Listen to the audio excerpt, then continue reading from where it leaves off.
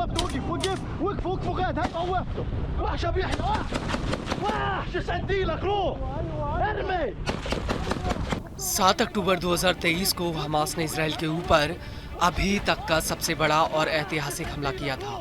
इस दौरान हमास के लड़ाके इजराइल से करीब 250 इजरायलियों को उठाकर गाजा ले गए थे। इनमें बच्चे, बुजुर्ग, महिलाएं और इजरायली महिला और पुरुष सैनिक शामिल थे। लेकिन 2023 में ही इजराइल और हमास के बीच एक हुए समझौते के तहत 105 बंधकों को रिहा किया गया था और अभी तक करीब 138 बंधक इजराइल जिंदा वापस लौट चुके हैं। इसके अलावा आईडीएफ ने 8 बंधकों को मिलिट्री ऑपरेशन के दौरान गाजा से रिहा कराया था, जबकि 21 बंधकों को हमास ने नए समझौते के तहत छोड़ा है और इसके बदले में इजराइल ने 500 से ज्यादा फिलिस्तीनी बंधकों को रिहा किया है। लेकिन अब ऐसा लग रहा है कि इजराइल और हमास के बीच हुआ ये समझौता टूट सकता है और अगर ऐसा हुआ तो गाजा में फिर से जंग छिड़ जाएगी। दरअसल हमास ने ऐलान किया है कि वो अगली सूचना तक इजरायली बंधकों की रिहाई को रोक रहा है। दरअसल हमास का आरोप है कि इजराइल युद्ध विराम और बंधकों की रिहाई के समझौते का उल्लंघन कर रहा है। बड़ी बात यह है कि 9 फरवरी 2025 को हमास ने 3 इजरायली बंधकों को रिहा किया था, जिसे देखकर नेतन्याहू बुरी तरह भड़क गए थे। इजराइल ने आरोप लगाया था कि हमास इजरायली बंधकों की रिहाई से पहले उन्हें स्टेज पर ले जाकर उनकी नुमाइश कर रहा है।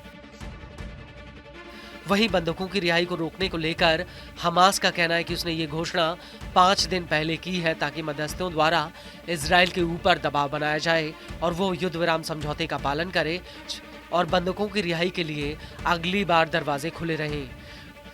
वहीं इजरायली मीडिया के मुताबिक अभी तक 42 दिन के पहले चरण में हमास ने 33 में से 16 बंधकों को रिहा किया है, जिसमें 5 थाईलैंड के बंधक भी शामिल हैं, जिन्हें हमास ने अचानक छोड़ दिया।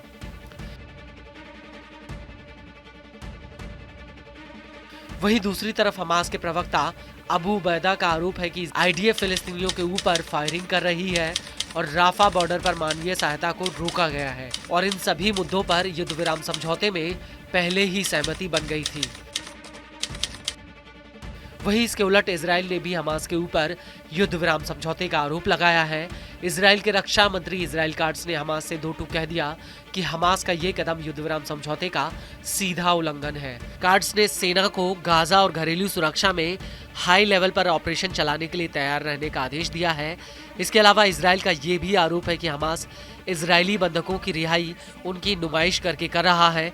इस दौरान उनके साथ दुर्व्यवहार तक किया जा रहा है। वहीं हमास का आरोप है कि इजराइल ने गाजा में 60,000 मोबाइल हाउस और 2 लाख टेंट और मलबे को हटाने के लिए हैवी मशीनरी के प्रवेश पर रोक लगा रखी है। इसके अलावा इजराइल ने संयुक्त राष्ट्र, कतर और अन्य द्वारा दिए गए उस प्रस्ताव को भी ठुकरा दिया जिसमें गाजा में अस्थायी घर बनाने का प्रस्ताव रखा गया था।